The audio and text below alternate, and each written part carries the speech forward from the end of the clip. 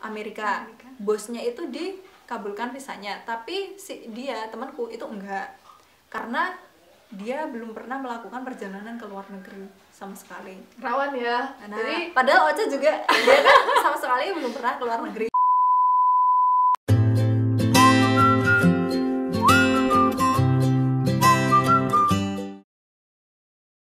Hai, assalamualaikum. Welcome to Paradesi Channel. be better. From a channel.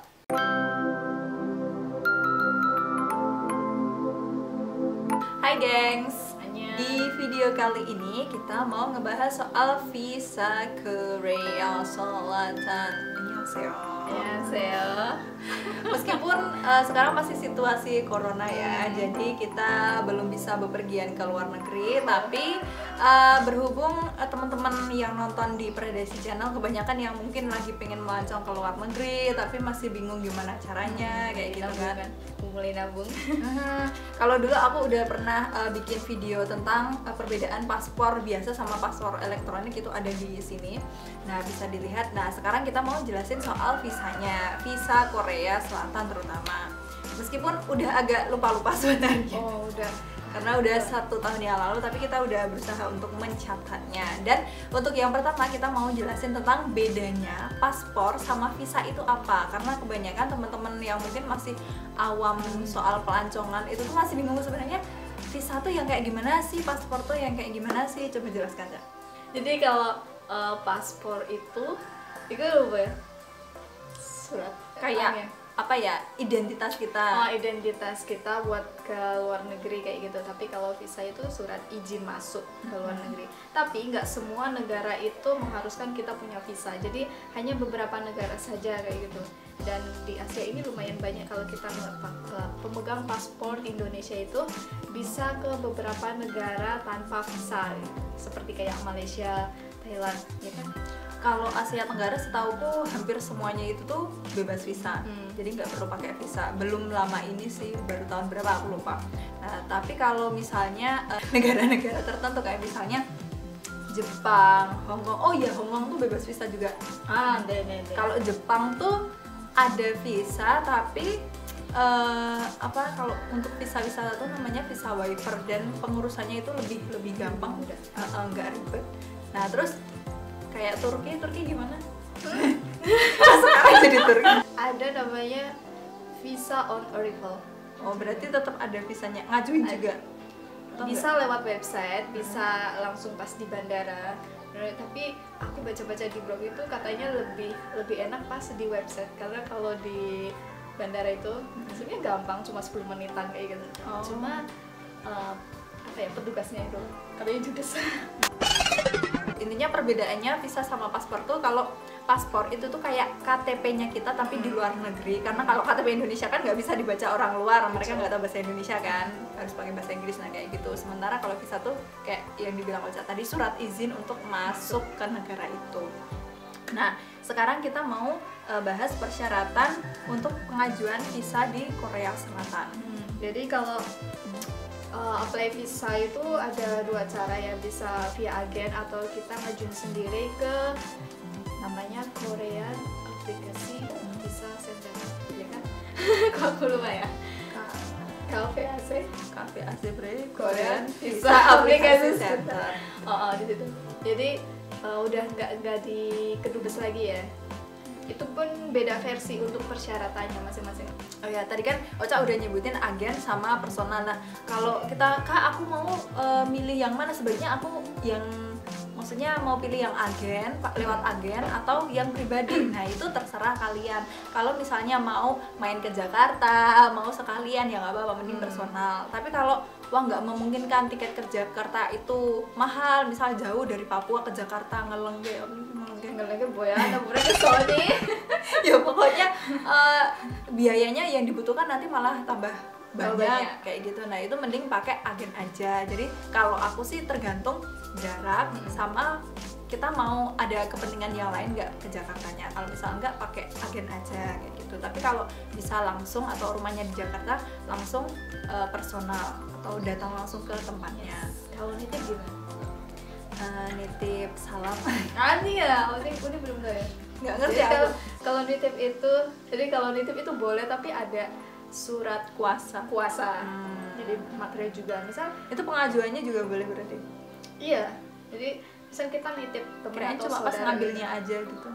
Oh, jadi masing-masing harus ada surat. Misal kita 2 orang nih mau ngajuin, kita nitip 1 orang ya. Kita masing-masing perlu ngisi surat kuasa kayak gitu. Nah, terus untuk persyaratannya nanti kita cantumin aja ya di sini di gambarnya, atau kalau nggak di kolom deskripsi, silahkan bisa langsung ke websitenya yang di situ untuk persyaratannya apa aja. Tapi untuk sekilas ada paspor, terus kalau ada paspor lama, jadi biasanya kan ada paspor yang diperbarui kayak gitu kan. Terus form permohonan itu yang bisa di-download di website. Terus foto berwarna 3,5 kali 4,5 background putih. Fotokopi tiket pesawat dan juga hotel penginapan itu kalau misalnya kita lewat agen. Terus surat referensi bank. Nah, ini surat referensi bank ini beda sama fotokopi rekening koran. Jadi kalau referensi bank itu tuh suratnya semacam ini. Nah, itu tuh kayak menerangkan nama si Ocha ini, dia punya rekening di bank ini dan punya jumlah uang sebanyak ini. Terus ntar tanda tangan dari pihak banknya kayak gitu. Itu referensi bank. Nah, kalau rekening koran itu tuh kayak selama 3 bulan ini atau selama setahun ini Ocha tuh sudah ngapain aja menggunakan rekening itu, apakah transfer ke siapa, Keluar terus masuk keluar transaksi kayak gitu. betul, kayak transaksinya seperti apa, track recordnya dari rekeningnya itu seperti apa kayak gitu. Itu rekening koran. Jadi dari pihak sananya nanti kita bisa menilai sebenarnya rekening kita tuh mencurigakan nggak sih kayak gitu. Terus ada juga syarat surat keterangan kerja.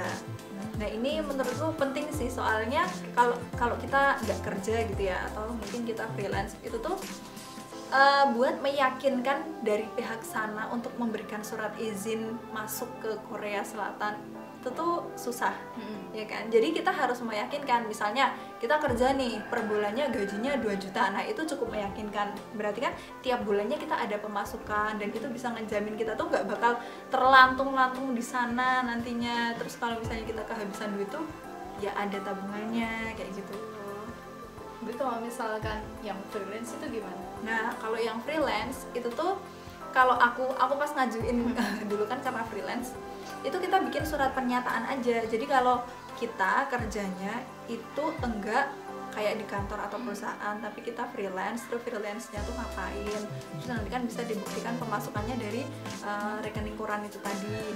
Nah, terus juga kalau misalnya kita misal freelance-nya itu kita bikin wedding clip kayak gitu kan. Nah, nanti kita cantumkan kwitansi dari wedding clip itu udah ada capnya, atau pokoknya bukti kalau memang kita tuh kerjanya itu gitu loh. Jadi Bukan pengangguran sini. ada Kerjaan pokoknya. kalau pengangguran entahlah ntar bisa dikabulkan atau enggak bisanya. Nah, SPT itu surat pajak tahunan. Itu tuh kayak biasanya mesti dari perusahaan kan, kalau perusahaan gede atau mungkin pemerintah kayak gitu. Tapi kalau misalnya kita nggak punya SPT, kayak kita nggak punya SPT kan. Kemarin kita bikin surat ini ya. Nah, kita bikin surat pernyataan. Kalau bukan SPT itu SIUP.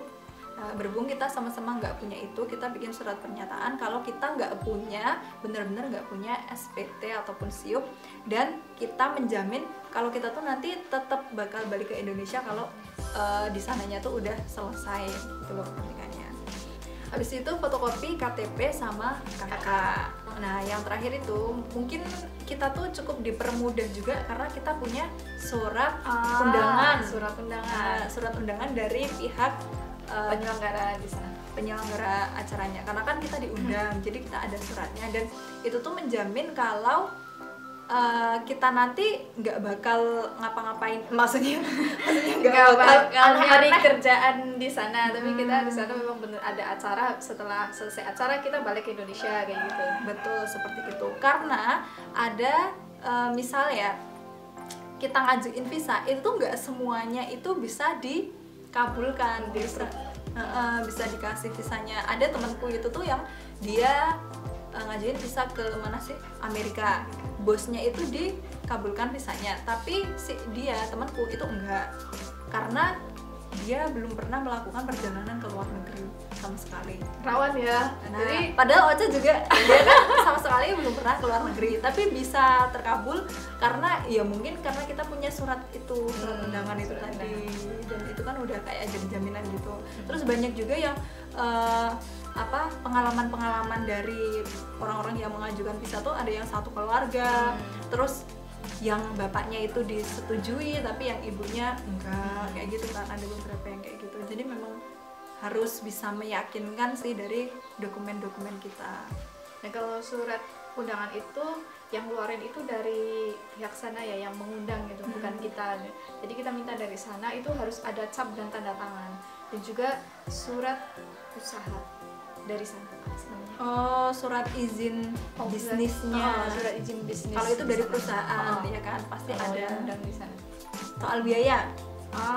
Ya ini baru-baru ini kalau kita kan lagi ngomongin visa wisata ya.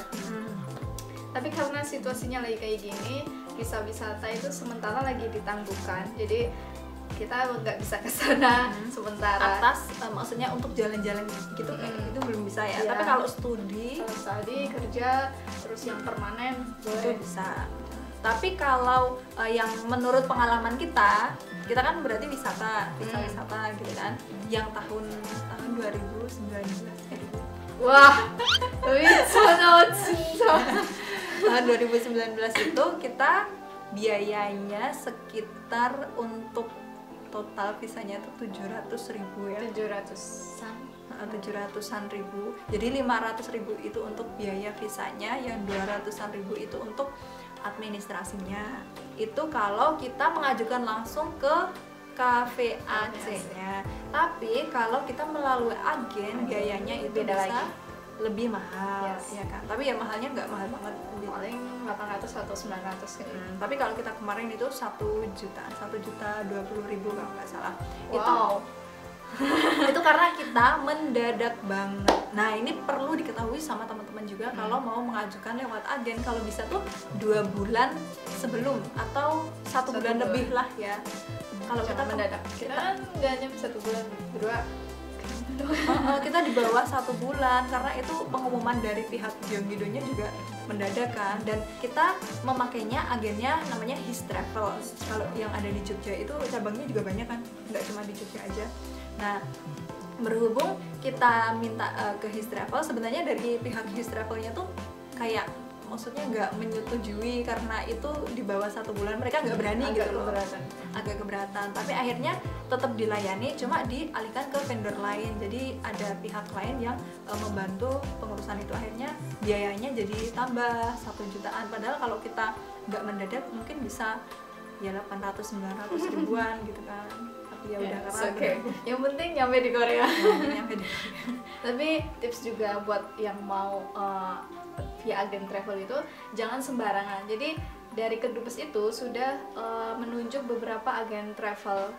Nah, itu kalau kalian pengen tahu itu ada di websitenya Kedubes Korea. Jadi dicek satu-satu yang ada di daerah kalian apa aja gitu. Jadi jangan sembarangan, meskipun harga mereka lebih murah. Jadi lebih baik yang sudah ditunjuk aja. Terus juga kalau misal mau tanya-tanya lebih lanjut tentang perintilan tentang rincian detailnya, dokumen-dokumennya, syarat-syaratnya apa aja, bisa ditanyakan ke KVAC di Instagramnya ada ya, dibalesin juga kan, @kvac_ID. Penggantinya stiker. Jadi sekarang itu karena nggak tahu ya, punya kebijakan dari sana sekarang itu mulai per 1 Juli 2020 itu sudah diganti nggak pakai stiker. Dulu kan kita masih pakai stiker terus ditempel di paspor. Nah, sekarang visanya itu berupa kayak kertas A4 kayak gitu, kertas putih biasa, terus ada data diri kita, ada fotonya juga. Itu nanti yang jadi visa kita buat ke Korea.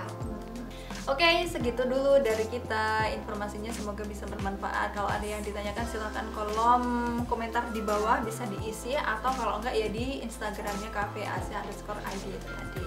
Dan jangan lupa follow juga IG Bo ya. Jangan lupa Jangan lupa juga follow IG kita di @ini silakan. Pokoknya info-info lebih lanjutnya, banyak infonya itu ada di Instagram cafe_aca_. Kita jadi kayak promo. Oke, see you in the next video. Dadah. Wassalamualaikum warahmatullahi wabarakatuh.